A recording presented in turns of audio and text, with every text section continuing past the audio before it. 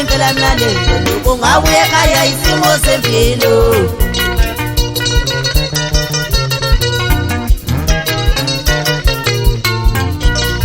Sihlobo sami sengela mnalelo kungabuye ekhaya isimo sempilo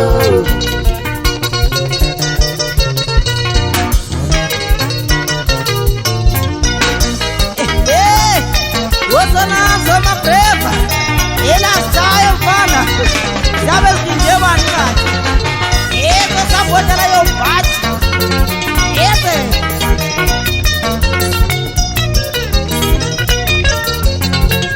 Beba bantwana bami wathusu alabeka wathusu hamba wewe kodwa simi nenyinya yebo awuye ekhaya eluye ekhaya tembalame Eluye kaya tembalame Yela zikite kamama Bathi yakhala usavotela phansi emaphumi khona uzayi mfana mleshi Bathi ngoma ubatayi kade ngahamba ngabuye ekhaya madoda Fana kanani wathusu walabeka wathusu hamba wewe Sinine ngininya eluye kaya Eluye kaya mtanane Eluye kaya mtanane Yebe Asasi Weba balantanane Watusu walapeka watusu hamba uguri Koda siri nenyininja ka uge Eluye kaya tembanane Eluye kaya tembaname Eluye kaya sobalame Yela zikite kamama Zabe zinde bani kathi Asazi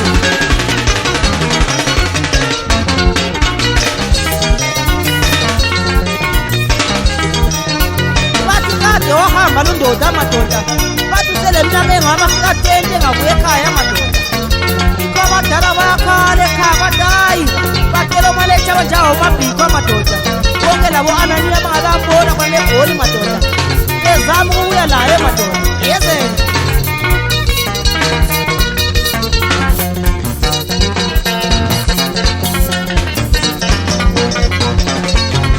Yela zishaya brefa yezela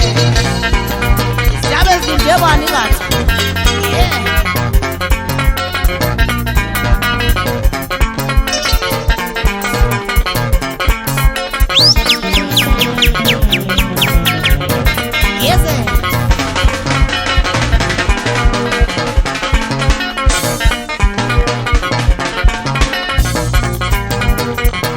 Bathi sebonakala endala njalo eJoburg Park madoda emapakini ekuseni akaphuma madoda Abanye bathi bambona number 1 eDikuthi madoda edeba amazweni bawuthatha step madoda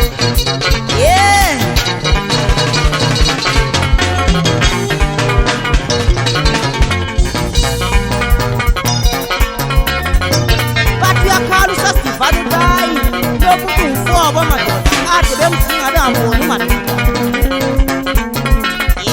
Zosamangwe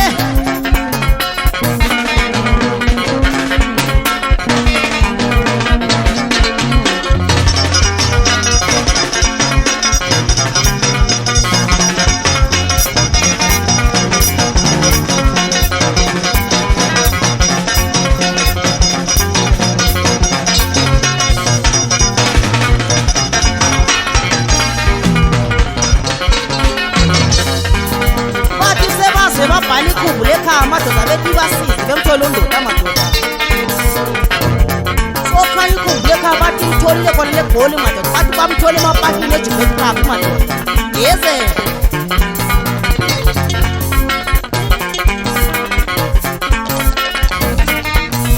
Iko kuthi umdala umabhiki uthi hayi into uzabuya la nje ekusini sefikile kunje madoda Into uyabuya la ekhaya lo mdala madoda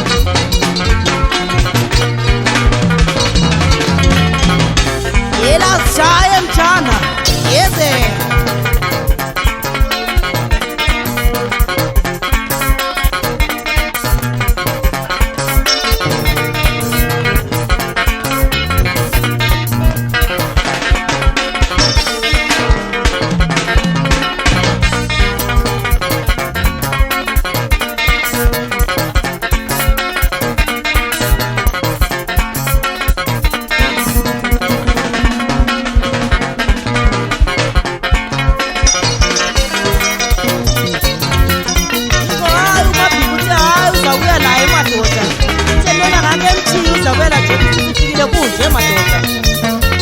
Kanye lo magika la uthi hayi ngawubona ukuthi ufuna ukuya la emadoda. Bathe ngeke bemthiye babuya lapha lo magika ehamba vele mabhikwa madoda. Beba babatshami wathusi walapha ekhaya waluzuka mawu. Ngimile kababa awuye ekhaya. Elubuye ekhaya tondane. Elubuye ekhaya. Elubuye ekhaya soalane. Elubuye ekhaya. Elubuye ekhaya soalane. Bathi yakhala umfazi abantwana ekhaya bathi hayi baba kabuye ekhaya madoda. Kodwa uMabhiki bathi fonini uthi hayi uthe babuya la usendleleni madoda. Yikho la iyafona uthi hayi tshela umfazi uthi hayi usendleleni iyabuya madoda. Lazitshaya mfana.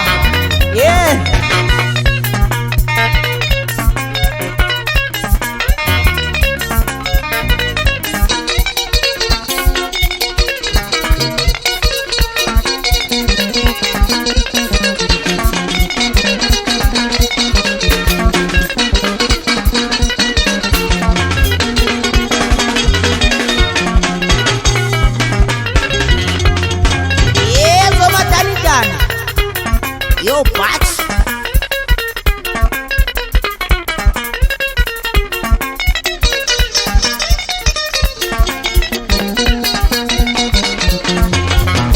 Bathu samesidayo bekhala ngako tayo dale mthinga lo mkamtoli madoda. Kodwa tayo uyabuya nawo samesinga mtoli uyabuya naye madoda. Konje uMabhiki dume khulume tayo. Uthe usendlini uza la emadoda. Ulukala ngiyabuya. Usanukala ngiyabuya. Ulonukala ngiyabuya. Ngisengeleni ngiyabuya. Ulukala ngiyabuya. Ngisengeleni ngiyabuya. Ulanukala ngiyabuya.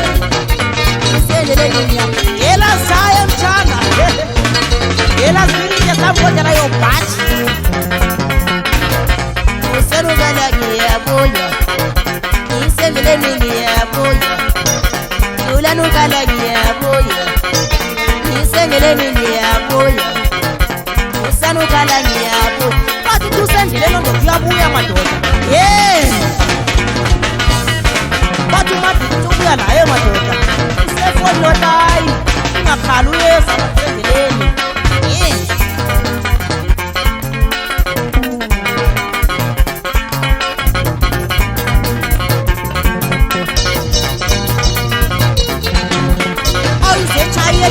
Ngena phela phansi endaweni sebuhlanga uMabheki komfana eqonda komfana phela bambithe gwani ngothi madoda nangu ehle siyabona kogango madoda. Zosabiliza usanukala ngiyabuya. Ulanukala ngiyabuya. Usanukala ngiyabuya. Usanukala ngiyabuya. Ngisendleleni ngiyabuya. Usanukala ngiyabuya. Ngisendleleni ngiyabuya. Yezosi.